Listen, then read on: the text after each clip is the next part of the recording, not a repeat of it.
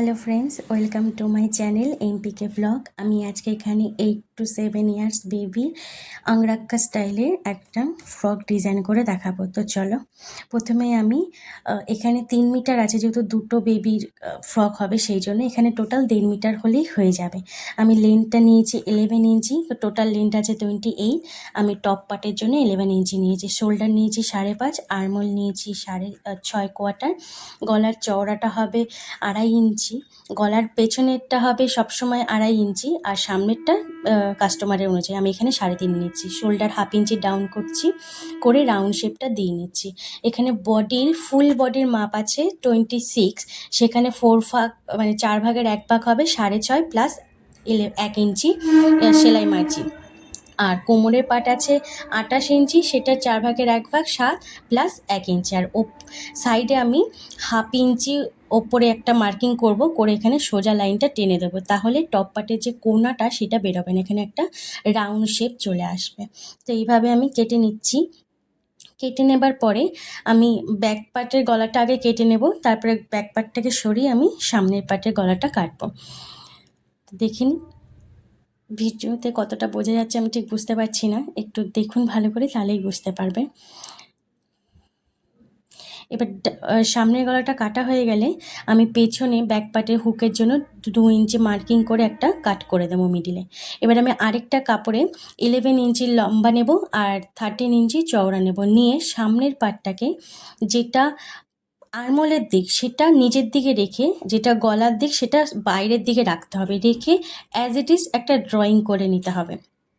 ড্রয়িংটা করলে পরে এই যে ড্রয়িংটা করার পরে আমি ওপরের পার্টটাকে সরিয়ে নেব, নিয়ে গলার যে মিডিল পোর্শন সেখান থেকে যে আমরা 13 ইঞ্চিতে দাগ দিয়েছি সেইখানে একটা প্রথমে স্কেল দিয়ে একটা সোজা দাগ দিয়ে দেবো, তারপরে 1/2 ইঞ্চি ডাউন করে একটা কার্ভনেস আনবো, হয়তো একটা সোজা ভালো লাগবে না, ওখানে একটা সুন্দর করে গোলাই তৈরি করে দেবো। দিয়ে এটাকে আমি কেটে নিচ্ছি। দেখুন, কেটে নেওয়ার পরে যে জয়েন্টটা আছে সেই জয়েন্টটা আমি কেটে নিলাম। এবার একটার ওপর একটা রাখলে পরে দেখুন হয়ে গেল কি সুন্দর। এবার আমরা নিচের পার্টটার জন্য 11 ইঞ্চি বাদ দিয়ে বাকি আমাদের 28-এ যতটা থাকবে সেটা নেব, প্লাস 1 ইঞ্চি। এখানে আমার 1 ইঞ্চি নেওয়ার পরে একদম 1/4 ইঞ্চি বেশি ছিল, তো আমি পুরোটাই নিয়ে নিয়েছি। এখানে 4 পার্ট আছে, আমি দুটো ভাগে ভাগ করে নিয়েছি। এখানটা কিন্তু কুচি পড়বে, এতটা বড় মনে হবে না। তো আমি আগে এখন ব্যাক পার্টটা করে নিচ্ছি। ব্যাক পার্টের যে হুকের জন্য কাটটা করেছি সেখানে আমরা 2 ইঞ্চি যে কাটটা সেটা আমরা 2.5 ইঞ্চি লম্বা আর 2 ইঞ্চি চওড়া একটা পট্টি নিয়েছি, নিয়ে একটা 1/2 ইঞ্চি রেখে সেলাই মার্জিন আমরা জয়েন্ট করে নেব, নিয়ে দু সাইডে কেটে ওপর দিয়ে একটা চাপ সেলাই দিয়ে এটাকে জয়েন্ট করে নেব। হয়ে গেল এটা হুকের পট্টি। এটাকে আপনারা হেমও করতে পারেন, আমি এখানে সেলাই করে দিয়েছি। এবার সামনের পার্টটা করার আগে আমাকে আজকে সামনের পার্ট আর পেছনের পার্ট এক্ষেত্রে আগে জয়েন্ট করে নিতে হবে, তবে আমি দু সাইডে যে গলার পট্টিটা বসাবো সেটা সুন্দর করে বসবে। তো দেখুন, আগে আমি জয়েন করে নিচ্ছি শোল্ডার জয়েন করার পরে ডবল সেলাই দিয়ে দেবেন অবশ্যই। এখানে ডবল সেলাই দেওয়ার পরে আমি এখানে গলার আর পেছনের গলা, সামনের গলা আর সামনে যে ডিজাইন করেছি আংরাক্কা সেইখানে আগে পট্টি বসিয়ে নেবো। এখানে তেজটা পট্টি আমি নিয়েছি, যেটা 1 ইঞ্চি চওড়া, দিয়ে বসিয়ে একটু কাট করে নেব, নয়তো উল্টাতে সুবিধা হবে। কাট না করলে উল্টাতে গেলে পরে একটা ভাঁজ পড়ে আসবে। তো ওপর দিয়ে একটা চাপ সেলাই দেবো, দেওয়ার পরে এটাকে উল্টে এখানে আপনারা হেমও করতে পারেন, আমি এখানে মেশিন সেলাই দিয়েছি কারণ এটার ওপর লেস বসবে, মেশিন সেলাইটা একদমই দেখা যাবে না। তো এইভাবে আমি হাতাটাও করে নিচ্ছি, যেহেতু এটা স্লিভলেস হবে, হাতার ওখানেও আমাকে এইভাবে পট্টিটা বসিয়ে দিতে হবে। তো আমি কাটিং করে যেভাবে গলারটা বসিয়েছি সেইভাবেই একটুখানি কাট করে ওপর দিয়ে চাপ সেলাই দিয়ে একটা সেলাই দিয়ে দেবো। এক্ষেত্রেও আমি মেশিন সেলাই দেবো কারণ এখানেও আমার লেস বসবে, সেলাইটা আমার দেখা যাবে না। ঠিক আছে, তো এইভাবে হয়ে গেল।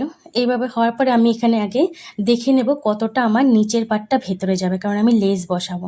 পুরোটা লেস তো আর দিয়ে ভেতরেতে অসুবিধা নেই, যে সাইডটা ভেতরে থাকবে আমি একটা মার্ক করে নেব যে এই অবধি আমার বাইরে থাকবে, তার থেকে একটু নিচে আমি লেসটা বসাবো। তো দেখুন, লেসটা বসানোর সময় কিন্তু একদম আস্তে আস্তে মেশিনটা আমি চালাচ্ছি, ভিডিওতে হয়তো অতটা বোঝা যাচ্ছে কি না জানি না। যতটা আস্তে করবেন, যতটা ফিনিশিং সাথে ততটাই মানে জিনিসটা আসবে, যতটা আস্তে নিখুঁতভাবে করব ততটাই কিন্তু ফিনিশিংয়ের সাথে জিনিসটা আসবে। মানে দেখে মনে হবে না যে তাড়াহুড়ো তাড়াহুড়ো করলে একটা কুচি পড়ে গেলে দেখতে বাজে লাগে, তখন সেটাকে আবার খুলতে হবে। সেই জন্য ধীরে ধীরে করলে পরে সুন্দর হয়। এই দেখুন, এবার এটাকে আমি একটা পিন দিয়ে অ্যাটাচ করে নেবো, নিয়ে আমি এটাকে ওপরের পার্টটা জয়েন্ট করব। সেই জন্য প্রথমে আমি আগে পিন দিয়ে অ্যাটাচ করে নিয়েছি, কেননা একটু নড়াচড়া হলে হয়তো একটু এদিক ওদিক হয়ে যাবে, দেখতে ভালো লাগবে না। সেই জন্য পিন দিয়ে অ্যাটাচ করে নেওয়াটাই আমার কাছে সুবিধার মনে হয়। তো আমি পিন দিয়ে অ্যাটাচ করে নিয়েছি। এইবার আমি দেখুন কি সুন্দর হয়ে গেছে। পিনটা খুলে নেওয়ার পর দেখুন এইখানটা একটা কিন্তু সেলাই দিয়ে নেব। এখানটা একটা সেলাই দিয়ে দিলে এটা মানে হয় কি, সেলাই না দিলে হাওয়াতে উড়বে, নয়তো দেখতে বাজে লাগবে। সেলাই দিলে এটা সুন্দরভাবে বসে থাকবে, জিনিসটা টানাটানি করলেও খুলবে না। আর এখানে আমি এটাকে কি বলে, ফিতে বলে, কোমরে যে আমরা ফ্রকের যে ফিতে বাঁধি সেই ফিতেটা করে নিয়েছি। আর আংরাক্ষার যে সাইডে যে একটা দড়ি থাকে সেই দড়িটাও আমরা করে নিয়েছি। এটা কিছুই নয়, যে যেরকম সেলাই করে পেছন দিয়ে ঢুকিয়ে সামনে দিয়ে বের করে যেরকম দড়িটা, সেরকম। এই যে এই দড়িটার কথা বলছিলাম, এটা একটু সরু হবে, এখানটা লাগাবো, আর যেটা পেছনে কোমরে বাঁধা থাকবে সেটা একটু মোটা হবে। এবার আমরা নিচের পাটটার জন্য প্রথমে এখানে কুচি দিয়ে নেব। কুচিটা আপনারা আপনাদের পছন্দ মতো দেবেন।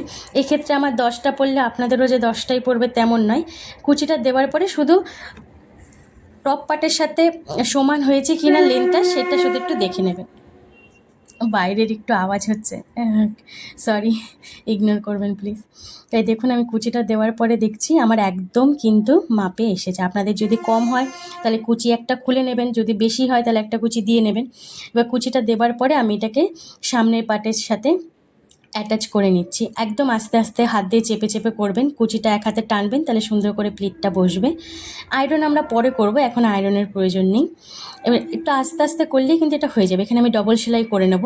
ডবল সেলাই করার পরে এই যে কুচিটা দিলাম, যে মার্জিনটা, সেলাই মার্জিনটা হলো 1/2 ইঞ্চি, সেটাকে আমরা নিচের দিকে মানে ফ্রকের নিচের দিকে রাখবো, রেখে হাত দিয়ে চেপে ওপরে একটা কিন্তু চাপ সেলাই দেবো, তাহলে কুচিটা সুন্দরভাবে বসবে।